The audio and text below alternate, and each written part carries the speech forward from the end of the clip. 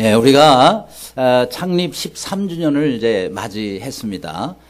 또 새로운 한 해를 우리가 또 시작하면서 어떻게 주님의 마음을 시원케 해드리고 주님의 마음을 기쁘시게 해드리는 교회가 될 것인가. 또 우리에게 주신 은혜도 참 감사하지만 또 우리가 좀 더 발전되고 또 더 좋아져야 될 부분도 물론 있으리라고 생각합니다. 또 우리가 새로운 또 한 해를 또 준비하고 있죠. 그 다음 또 새 시대에 또 새로운 여러 가지 변화가 또 우리가 좀 필요합니다. 그리고 또 여기에 그 이스라엘 백성들을 봐도 이들이 새로운 시대를 오늘 본문에 보면 맞이했어요. 어떤 새로운 시대죠?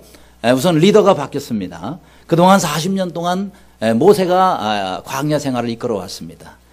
이제 가나안 땅을 들어가는 바로 이제 그 준비를 하면서 여호수아가 새로운 지도자로 세워집니다. 저들은 여호수아를 잘 모를 수 있겠죠. 그렇죠? 새로운 지도자를 통해서 어떻게 가나안 땅을 정복하며 해나갈 것인가. 또 많은 이제 전쟁이 기다리고 있습니다. 자, 이들은 이렇게 새로운 지도자, 또 새 시대, 새로운 땅으로 들어가면서 어떻게 보면 참 두려움도 있고 긴장도 되고 과연 어떻게 하면 잘할 수 있을까, 이런 마음들이 있을 거예요. 자, 이런 새로운 시대에 어떻게 이들은 준비를 해서 또 그런 시대를 맞이할 것인가 하는 것이 오늘 이 본문에 나와 있습니다. 오늘도 우리가 새로운 한 해를 준비하면서 어떻게 우리가 이 12월 달을 준비해야 될 것인가, 함께 은혜를 나누는 시간이 되시기를 바랍니다. 자, 먼저 어떤 것을 우리가 준비해야 되느냐. 첫째로 말씀이 준비되어야 된다 그랬습니다. 자, 1장 7절 말씀 다 같이 읽습니다. 시작. 오직 강하고 극히 담대하여 나의 종 모세가 내게 명령한 그 율법을 다 지켜 행하고 우로나 좌로나 치우치지 말라. 그리하면 어디로 가든지 형통하리니. 아멘. 자, 여기 보니까 하나님께서 모세에게 주셨던 그 명령을 여호수아에게 다 지켜 행하라 라고 이렇게 먼저 하나님께서 말씀하십니다. 그런데 이 명령만 있었던 것이 아니죠. 그 뒤에 보면은 그리하면 어디로 가든지 형통하리라 라고 말씀했습니다. 자, 여러분의 삶도 이런 은혜가 있으면 참 좋겠습니다. 여러분이 뭘 하든지, 여러분이 어디로 가든지 하나님의 형통케 하시는 은혜가 내년도에도 있기를 간절히 바랍니다. 자, 그러려면은 여러분 우리가 여기서 그 앞에 하나님께서 주신 그 명령의 말씀을 반드시 우리가 행해야 되는 겁니다. 그렇죠? 그런데 이것은 뭐예요? 약속의 말씀입니다. 무슨 약속이냐면 하나님께서는 우리에게 값없이 어떤 것을 주시겠다라고도 말씀하시지만은 대부분의 하나님의 말씀은 약속으로 이루어집니다. 그래서 내게 명령한 이런 것들을 행하라. 그래야 하면 내가 이와 같은 것들을 내게 주리라 라고 하나님이 말씀하신 이런 것들이 다 하나님의 약속입니다. 근데 이 하나님의 약속이 있다 그러면 얼마나 든든합니까? 그렇죠? 여러분, 약속이 주어지지 않는다 그러면 얼마나 막연하겠어요. 특히 이 가나안 땅은요, 약속의 땅이다 라고 그렇게 하나님이 말씀하십니다. 왜? 하나님이 약속하신 땅이라는 거예요. 그러니까 하나님의 약속을 붙잡는 것은 하나님께서 약속하신 것들을 다 받는 것입니다. 그런데 이 약속이 없다, 뭔 소망이 있겠어요. 그렇죠? 그렇기 때문에 여러분은 항상 하나님의 말씀 가운데서 하나님의 약속들을 붙잡으시기를 바랍니다. 야, 나를 향한 하나님의 약속의 말씀이 무엇인가? 또 이번 12월 달, 아니 내년 한 해에 나에게 주시는 하나님의 약속의 말씀이 무엇인가? 우리 가정을 위해서, 우리 일터를 위해서 하나님께서 내게 주신 약속의 말씀이 무엇인가? 우리 나라를 위해서 하나님이 주시는 또 그 약속의 말씀은 무엇인가? 항상 성경에서 하나님의 약속들을 찾으시는 여러분들이 되시기를 바랍니다. 여러분, 성경은 약속으로 가득 찬 책이에요. 구약 성경은 예수님 오시기 전에 하나님께서 주신 약속, 그래서 구약이고요. 신약은 예수님이 오신 다음에 새롭게 주신 그와 같은 약속이라 해서 신약이라고 하지 않습니까? 그래서 성경은 약속의 책이다. 그러니까 늘 우리는 이것에서 하나님의 약속을 발견하고 그 약속을 붙잡고 그 약속을 주장하면서 살아야 되겠다 하는 겁니다. 여기 여호수아도요, 어떤 약속을 하나님께 받았죠? 3절에 보니까 너희 발바닥으로 밟는 모든 땅을 모두 내가 너희에게 주겠다라고 약속하셨습니다. 또 5절에 보면은 평생에 너를 능히 대적할 자가 없을 것이라. 또 7절에는 어디로 가든지 형통케 하리라. 또 여기 9절에 보면은 어디로 가든지 여호와가 너와 함께 하시리라 라고 약속해 주셨습니다. 여러분, 이 네 가지 약속 중에 하나만 여러분 나의 것이 된다 그래도 얼마나 감사하겠어요. 이 네 가지가 우리 모두의 약속이 되는 그런 은혜가 있기를 간절히 바랍니다. 그런데 여기서 주목할 단어가 하나가 있어요. 그것은 바로 뭐냐면 그리하면이라는 단어입니다. 전에도 말씀드렸어요. 성경을 볼 때 우리가 그리하면이라는 단어가 나오면은 그냥 지나가지 말라. 그거를 표시를 하고 동그라미를 해가지고 앞뒤를 잘 살펴라. 뒤에 있는 것은 하나님이 우리에게 주시겠다는 거예요. 근데 그 앞에 있는 것은요, 하나님께서 우리에게 그런 것을 주시면 이제는 내가 해야 할 일. 그러니까 그리하면 뒤에는요 하나님이 하셔야 될 일이고요, 그리하면 앞에는 내가 할 일이에요. 그럼 우리는 뭘 봐야 돼요? 내가 해야 할 일을 더 잘 봐야 됩니다. 그러면 뒤에는 자동적으로 하나님께서 이루어 주시는 거예요. 따라서 오늘도 여기 그리하면이라고 나오잖아요. 그 그리하면의 앞에 있는 말씀을 잘 봅시다. 나의 종 모세가 내게 명령한 그 율법을 다 지켜 행하라 라고 하시는 하나님의 말씀입니다. 그래요. 여러분, 신앙생활을 잘하는 비결 중에 하나는 하나님의 말씀을 내가 순종하는 거예요. 하나님의 말씀을 내가 지키고자 힘쓰는 거예요. 주님의 말씀을 들으면 먼저는 아멘으로 받으시기를 바랍니다. 그 다음 그 아멘하는 것을 실천하도록 힘써야 돼요. 그것이 바로 하나님께서 우리에게 형통한 삶을 주시겠다는 그 약속의 말씀을 이루는 지름길이다. 자, 그런데 어떻게 구체적으로 그렇게 할 수 있느냐? 구체적인 방법이 8절에 나옵니다. 그 다음에 8절에 보면 이 율법책을 내 입에서 떠나지 말게 하면, 여기 뭐죠? 하나님의 말씀을 입에서 떠나지 않게 한다. 이게 암송입니다. 물론 요즘에 이제 책이 다 성경책이 있어가지고 다 성경책을 매일도 읽을 수가 있지만, 그러나 그 당시에는 하나님의 말씀이 기록된 그 율법책이 집집마다 있었던 게 아니잖아요. 그렇죠? 그러니까 하나님의 말씀을 들으면 이들은 전부 그것을 외우려고 힘썼어요. 전부 외우려고. 이 암송이 참 중요합니다. 여러분, 신앙생활에 가장 최고의 투자는 암송이라 그러지 않습니까?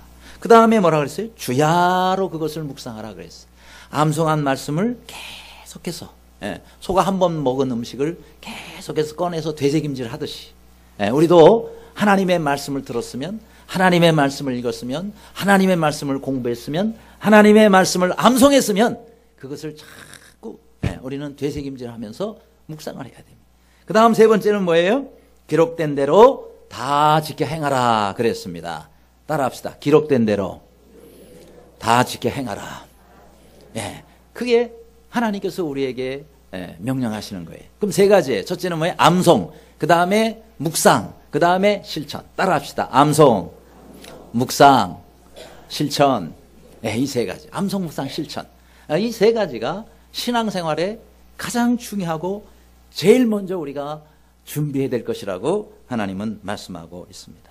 사실 여러분, 이 암송은 어떻게 보면 참 제일 어려운 거예요. 그렇죠? 한 줄밖에 안 되는데 이게 그렇게 안 외워져요. 읽으면 또 잊어버리고 외우면 또 잊어버리고. 그렇죠? 그런데요, 너무 낙심하지 마세요. 여러분, 사람은 평균적으로 30번은 외웠다 잊어버렸다 외웠다 이렇게 해야 그게 자기 거가 된대요. 물론 뭐 젊은 때는 한 번만 촥 읽어보면 머릿속에 싹 들어온 때도 있었겠지만, 그러나 평균적으로 몇 번이요?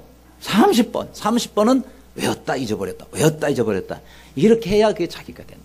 그러니까 아이고 이 돌대가리야 하면서 너무 여러분 머리를 쥐어박지 말고, 야 아직 난 30번까지 가려면 멀었어 이렇게 생각하고, 하나님의 말씀을 매주마다 한 절씩 드리잖아요. 사랑방 그 노트에 보면 그 요절 말씀을 꼭 외우시기를 바랍니다.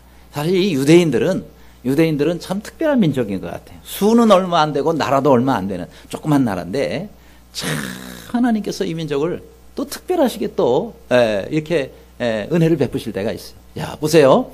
우선 이 이스라엘 백성들은 그들의 교육, 자녀 교육의 가장 기본이 암송이랍니다. 학교에서도 늘 두 가지 배우죠. 오전에는 토라와 코란을 토라와 탈무드를 배운대요. 근데 이 토라라는 것은 율법, 하나님 말씀이고, 그 다음에 탈무드는 그 말씀을 적용한 그런 내용들이에요. 근데 이 탈무드가 내용이 상식 굉장히 방대한 책입니다. 페이지 수로만 해도 12,000페이지. 그 다음에 권수로는 생각해도 20권이나 돼요. 20권의 책이. 무게만 해도 75kg. 이 탈무드의 그 책의 무게가 75kg.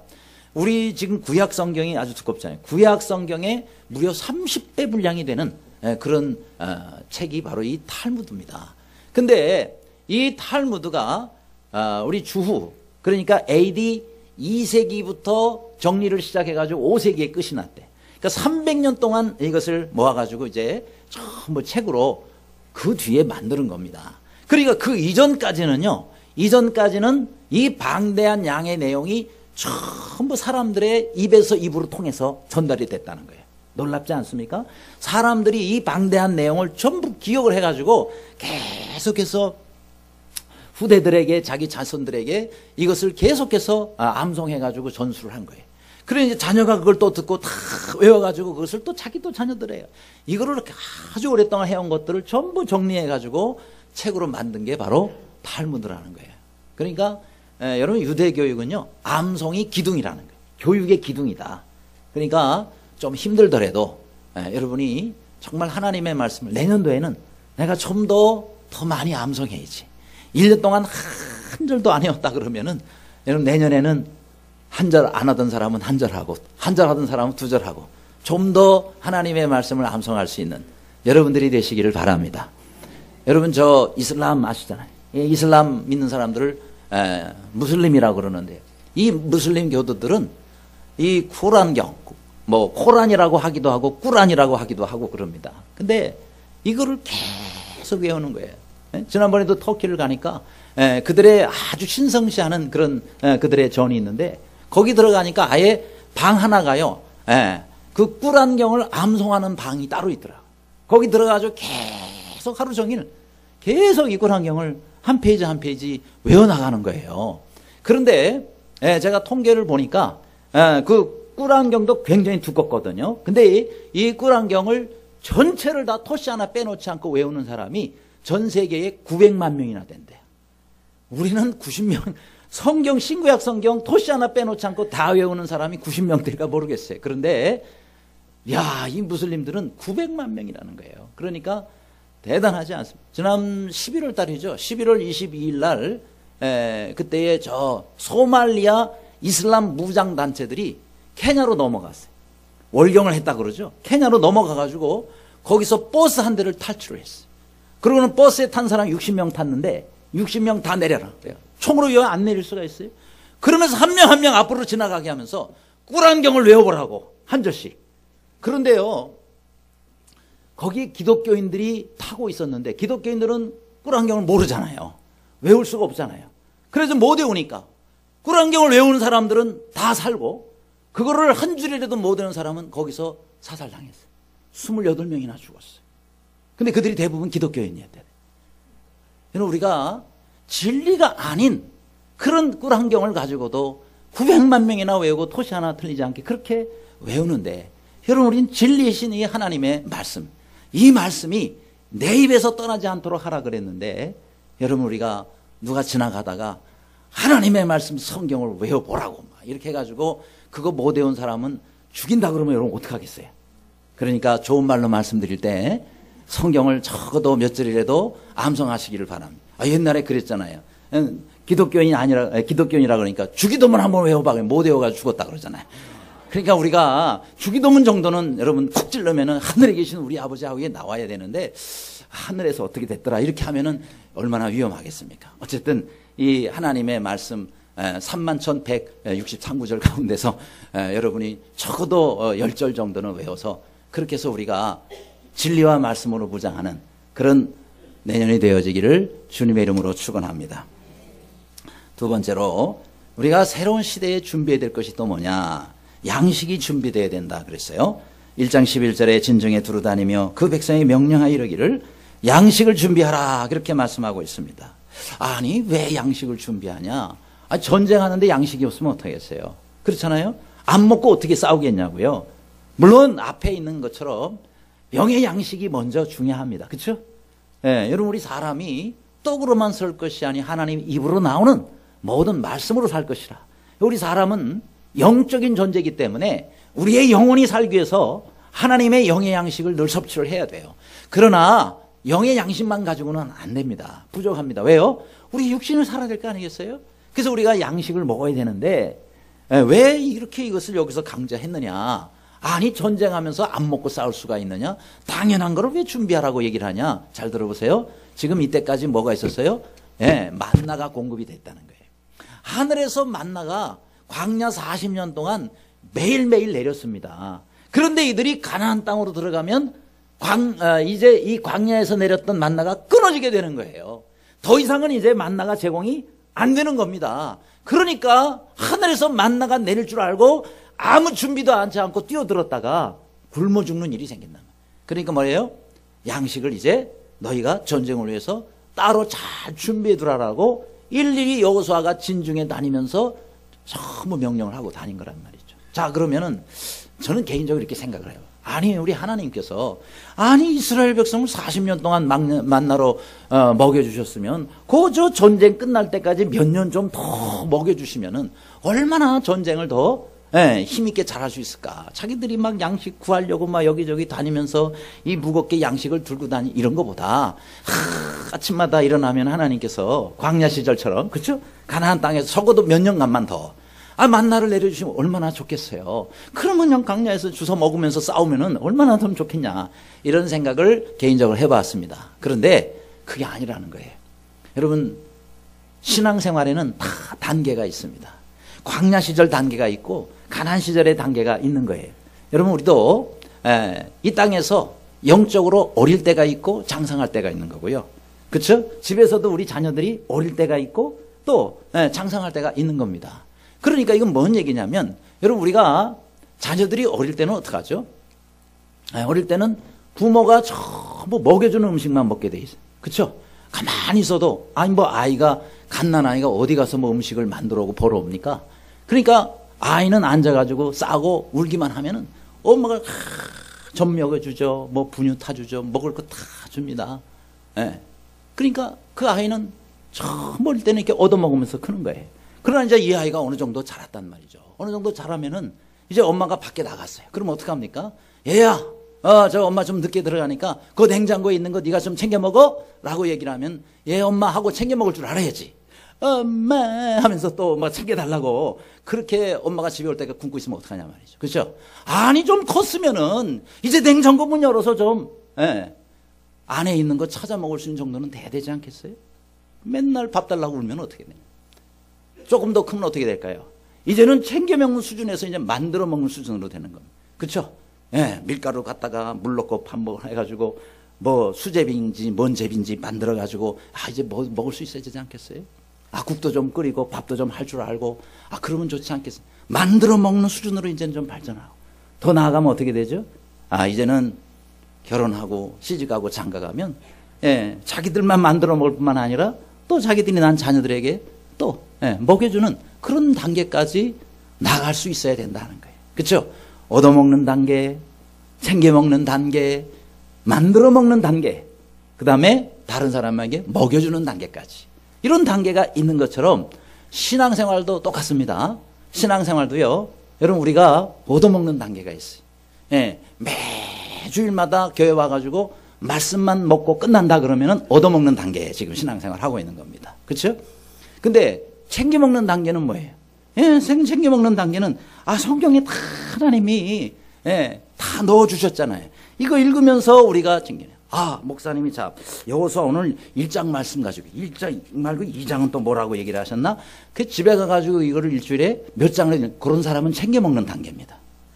근데 1년 가도 한 번도 성경 안 들춰보는 사람, 얻어먹는 신앙생활을 하고 있는 거예요. 그 다음에 만들어 먹는 단계는 어떤 겁니까? 성경을 보고 읽는데 도대체가 뭔 뜻인지 모르겠어요. 가만있어 봐. 이걸 어떻게 해석을 했지? 그래서 다른 책을 좀 준비를 해가지고 그거를 찾아보고 또 더 다른 참고 서적을 인터넷도 좀 가서 찾아보고 그렇게 해가지고 여기서 내가 한다. 이 만들어 먹는 단계입니다. 그 다음 단계는 뭐죠?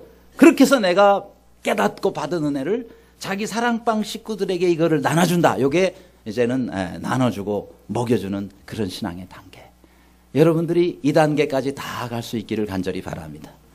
겨우 나 혼자 먹고 끝나는 신앙생활이 아니라 이제는 만들어서 나도 먹고 다른 사람들에게까지 베풀어 줄 수 있는 그런 단계까지 갈 수 있기를 바랍니다. 그래요. 여러분 신앙생활이 우리가 좀 그동안 얻어먹었으면 우리도 좀 잘해야 되지 않겠어요? 5년째 10년째 얻어먹기만 하면 어떻게 되냐. 그렇죠? 이제는 좀 만들어 먹고 베풀어 줄 수 있는 그런 신앙이 돼야 되지 않겠느냐. 부드러운 만나만 먹어서는 안 된다는 거예요. 이스라엘 백성들을 왜 하나님께서 만나로 계속해 주시지 않고 광야에서 그것을 끊게 하시고 이제는 너희가 만들어 먹어라, 찾아 먹어라, 그 다음에 재배해서 먹어라, 심어서 먹어라라고 하셨느냐. 이제 그 다음 단계의 성숙한 신앙의 모습을 그들에게 갖기를 원하셨기 때문이다. 그래서 이제는 단단한 식물을 먹는 그런 자리에까지 가야 되지 않겠습니까? 보세요. 여러분 보통 사람들이요, 밤에 하룻밤에 잘 때 침대에서 몇 번 정도 몸을 이렇게 뒤척이는 것 같습니까? 예, 학자들에 의하면 평균 50번 정도를 몸을 뒤척인대요. 별 연구를 다 했더라고요. 그런데 이렇게 50번 정도 뒤척이는데 여러분 어른들은 거의 침대에서 떨어지는 일이 없답니다. 밤에 자면서 몸을 뒤척여도요, 몸이 균형 감각이 이렇게 발달되어 있어가지고 오른쪽으로 뒤쳐졌으면은 그 다음에는 왼쪽으로 뒤치는 거예요. 그러니까 침대에서 벗어나지 않고 안 떨어지고 밤에 잘 잔단 말이에요. 그런데요, 아이들은 균형 감각이 발달이 안 돼가지고 한 번 왼쪽으로 돌으면은 그 다음에는 오른쪽으로 돌아야 되는데 계속 왼쪽으로 돌아요. 그래가지고 밤에 쿵 하고 떨어지는 거예요, 침대에서. 그럼 이게 뭔 소리하고 하면 으악 하고 애가 침대에서 떨어져가지고 울고 있어요. 왜요? 균형 감각이 발달이 안 돼가지고. 여러분 우리가 신앙생활도 마찬가지입니다.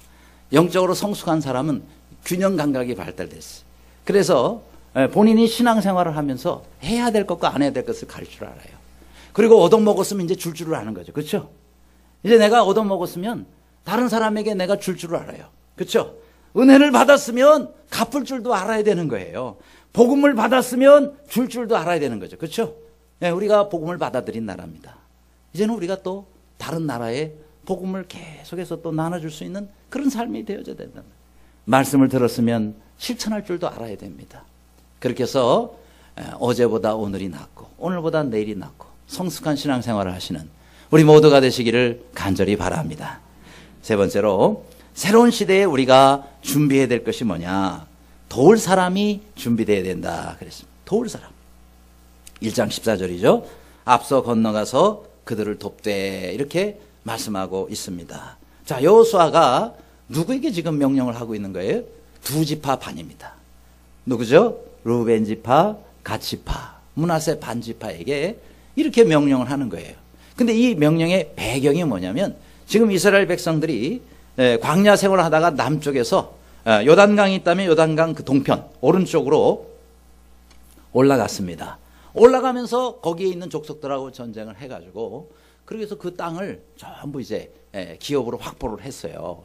그런데 건너가려고 그러니까 이 두 지파 반이 우리는 여기가 좋사오니 그러는 거예요. 우리는 가나안 땅 들어가는 것보다 여기 땅도 비옥하고 딱 우리한테 맞는 것 같습니다. 그러니까 우리는 여기 있는 이 요단 동편의 땅을 우리의 기업으로 주소서. 그래서 그렇게 하라고 허락을 했어요. 자, 그러면 이 사람들은 뭐예요? 자기의 기업이 확보가 된 거 아닙니까?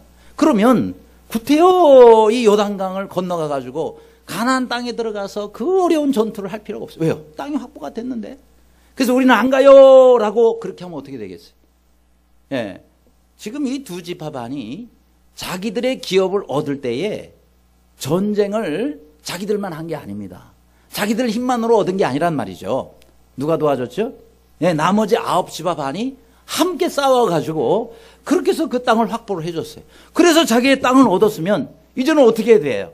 예, 이 두 지파 반이 가나안 땅으로 들어가서 이 사람들도 또 도와줘야 될 거 아니겠어요? 그렇죠? 요즘에 김장철인 것 같아요. 어제 우리 실행위원 모임 때 만나서 들어보니까 서로 이렇게 김장을 할 때 품앗이라는 걸 해가지고 김장을 이번 주에 많이들 담그셨더라고요. 그런데 우리 교회 집사님 가정 3가정이 품앗이를 해가지고요. 그저께는 이 집에 가서 3명이 다 도와주고, 그다음에 어제는 나머지 또 2명이 또 이주를 와가지고 또 다 해주고, 또 내일은 또 이 마지막 집에 가가지고 세 명이 다 도와주고 그렇게 해서 세 집이 돌아가면서 김장을 담가준대. 요걸 품앗이, 김장 품앗이라 그러는 거죠. 그렇죠? 그런데 한 집사님이 그러는 거예요. 오늘 우리 집에 와서 다 김장을 담궈줬는데 내일은 저 집 간다 그래. 난 안 가. 왜? 우리 김장 다 담궜는데 뭐하러 가? 이런다 그러면은 그거 얼마나 얄밉겠어요. 그렇죠? 그러면 돼요, 안 돼요? 안 되죠. 아니, 당신 김장 담글 때 우리 다 가서 도와줬잖아. 근데 우리 김장 담글 때 왜 안 도와주네? 말이 안 되는 거죠. 그렇죠? 여러분, 우리가 꼭 이와 같아요. 이게 지금 여기서 바로 그 원리입니다. 이 사람들이요, 전부 두 지파 반이 이쪽 가나안 땅 전투를 할 때에 나가서 싸우라고 한 거예요. 너희들 할 때 우리 도와줬잖아. 그지? 근데 한 가지 여기서 중요한 것이 있어요. 뭐냐면은 앞서 건너가서라는 겁니다. 앞서 건너가서. 이게 무슨 얘기냐면 선봉대로 서라는 거예요. 이 모든 9지파 반에 맨 앞장서 가지고 너희들이 앞으로 먼저 가라. 여러분, 전쟁에서요, 맨 앞장서는 거는 매우 위험한 겁니다. 그렇죠? 총을 맞아도 제일 먼저 맞고 칼을 먼저 맞아도 제일 먼저, 창을 맞아도 먼저 맞아요. 그런데 이 여호수아는 이들이 만일 저 뒤에 있으면 어떻게 될까요? 아이고, 우리 땅 확보 다 됐는데 그저 그냥 자리나 그냥 때우지, 시간만 이런 자세를 가질 수 있잖아요. 그러니까 그 뒤에 있지 말고 맨 앞으로 가. 맨 앞으로 너희가 앞장서라. 이렇게 얘기를 한 거예요. 근데 이들이 참 귀해요. 그대로 순종합니다. 그렇죠? 우리가 앞장서겠습니다 하고 순종하는 이 모습이 얼마나 귀하냐 하는 겁니다. 그래서 여러분, 우리가 이렇게 다른 사람을 배려하고, 여러분, 신앙생활은 서로 도와야 되는 거예요. 내가 약할 때는 그 사람이 나를 돕고 그 사람이 어려울 때는 내가 가서 또 도와주고. 그렇죠? 이것이 바로 한 가족인 교회가 가져야 될 자세다. 그렇죠? 내가 신앙 좋다고 나만 앞장서 나가면 안 되는 겁니다.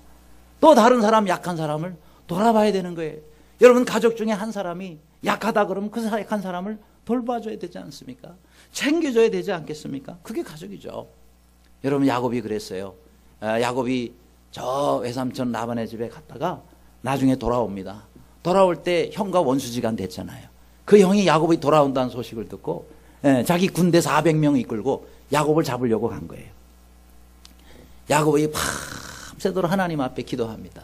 그래서 하나님의 응답으로 에서가 완전히 변화가 돼요. 그래서 이 에서가 이제는 내가 너의 앞잡이가 되리라. 응? 너희 다 우리가 지켜줄 테니까 우리와 함께 가자라고 그렇게 에서가 말을 합니다. 그때 여러분, 야곱이 뭐라고 대답을 했어요? 창세기 33장에 보니까, 형님, 우리 형님도 아시거니와 우리 자녀들은 너무너무 연약하고 내게 있는 양떼와 소가 새끼를 데리고 있습니다. 그런즉 하루만 지나치게 몰면 그들이 다 죽을 겁니다. 그러니 말 타고 있는 우리 형님네 군대는 그냥 먼저 가소서.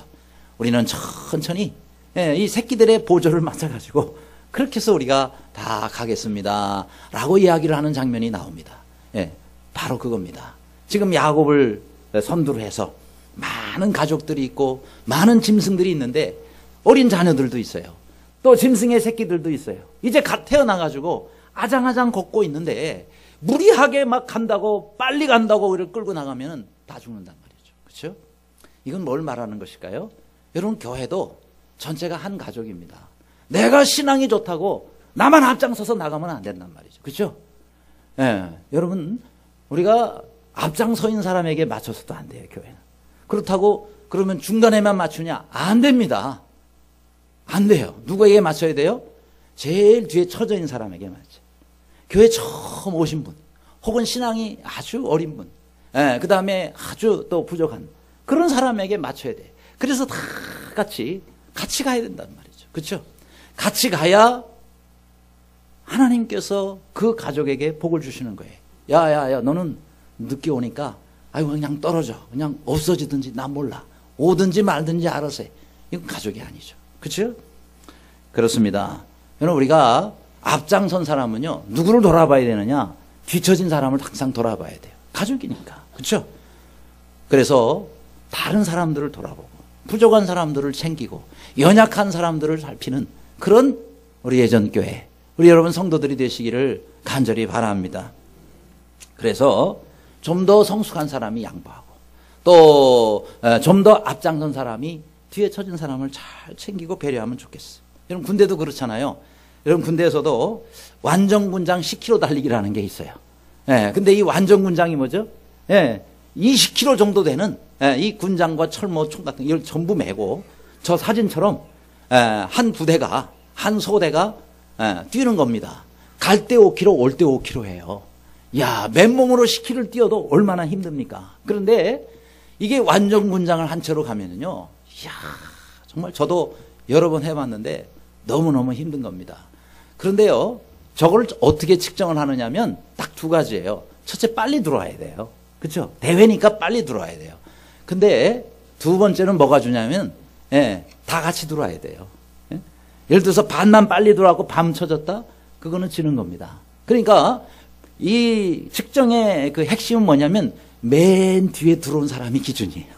맨 뒤에 들어온 사람의 그 시간을 딱 재는 거예요. 그래가지고 그 부대가 언제 들어왔다 그거를 결정하는 거예요. 그러니까 아무리 앞에 많이 딸려도 아무 소용이 없어요. 맨 뒤에 처지는 사람이 얼마나 빨리 들어오냐. 그게 이 대회의 핵심이라니까요. 여러분 동계 지난번 올림픽 때도 단체 추월 경기라는 게 있잖아요. 3명씩 해가지고 하는데 추월 당하면 무조건 지는 거지만은 추월을 안 당했다 하더라도 맨 뒤에 오는 사람의 그 시간을 가지고 성적을 매기는 거예요. 그러니까 이 완전군장한 사람 가운데 한 사람이 막 너무 힘든 거예요. 나고 할 것 같아. 그럼 어떡하요? 철모를 벗겨줍니다. 그리고 다른 사람이 들고 뛰어요. 군장이 뭐 군장 벗으라고 그래요. 다른 사람이 또 눌러매고 뜁니다. 또 총이 무거워요. 그럼 총 달라고. 총 다시 다른 사람이 메고 또 뛰어요. 그래도 이 사람이 못 뛴다. 맨몸으로 달리는데도 못 뛰어요. 너무 힘들으니까. 그럼 다른 사람이 붙잡아요. 그래가지고 같이 끌고 밀고 하면서 어쨌든 이 사람이 들어오는 시간이 우리 부대 들어오는 시간. 무슨 얘기인지 아시겠죠? 하나님께서 우리 교회를 측정하실 때 이렇게 측정하실 수가 있어요. 그래서 먼저 앞장서 달려가는 사람이 기준이 아니고 맨 뒤에 가는 사람, 맨 뒤에 가는 사람이 가는 속도가 우리 교회 속도다. 그래서 우리가 그런 사람을 좀 더 배려하는 그런 한 해가 되어지기를 주님의 이름으로 축원합니다. 끝으로 새로운 시대에 우리가 준비해야 될 것이 무엇이냐? 백성의 순종이 준비되어야 된다 그랬습니다. 17절에 우리는 범사에 모세에게 순종한 것 같이 당신에게 순종하려니와 그랬어요. 여러분 리더는 참 중요합니다. 그러나 여러분 리더만 중요한 것이 아니에요. 왜냐하면 아무리 리더가 잘해도 따르는 사람, 팔로워라 그러죠. 따르는 사람이 따르지 않으면 소용이 없는 거예요. 그렇죠? 리더가 본을 보여야 됩니다. 가장 큰 책임이 있습니다. 그러나 아무리 본을 잘 보여도 안 따라오면 어떡할 거예요. 그렇죠? 다른 방향으로 가는데 아무리 예수님이 잘해도 가룟유다 같은 사람이 나오는 거예요.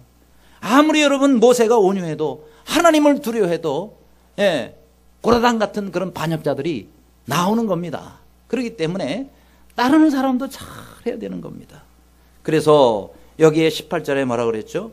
누구든지 당신의 명령을 거역하여 당신의 말씀을 순종하지 아니하는 자는 죽임을 당하리니 그랬어요. 얼마나 무서운 말입니까? 그러니까 여호수아를 리더로 세우는 것도 중요하지만 모든 백성이 우리가 당신을 모세를 따른 것 같이 따르리이다. 당신의 명령을 우리가 지키고 따르리이다. 이렇게 그 사람을 중심으로 해서 하나가 돼서 모든 사람이 한 마음으로 따라가는 것이 참 중요하다. 그래야 하나님께서 그 단체, 그 모임, 그 팀에 복을 주시는 겁니다. 왜요? 하나가 되는 게 참 중요해요. 리더도 잘해야 되고 따라가는 사람도 잘해야 되는 거예요.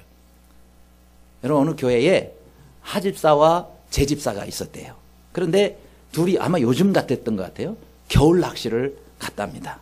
그런데 겨울 낚시를 가기 전에 고기를 많이 잡아야 될 거 아니겠어요? 믿음이 좋았는지 말이죠. 새벽 기도를 둘이 나왔어요. 겨울 낚시를 가면서. 그래서 새벽에 나와가지고 하나님 오늘 우리가 겨울 낚시를 갑니다.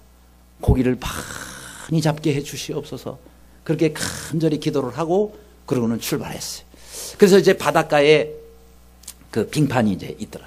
그래서 이제 거기 가가지고 저 사진처럼 이제 구멍을 뚫고 낚시질을 하려고 구멍을 팍 뚫으려고 하고 있는데 어떤 사람이 지나가는 거예요. 여보쇼, 거기는 고기가 없어요. 다른 곳으로 가세요. 이 소리를 지르는 거예요. 그러니까 거기에 있는 제 집사라는 사람은 그거 아무래도 저 하나님 음성 같아. 그러는 거예요. 왜냐하면, 우리가 새벽에 기도하고 왔잖아. 그러니까 저 사람을 통해서 하나님 우리에게 말씀하시는 것 같아.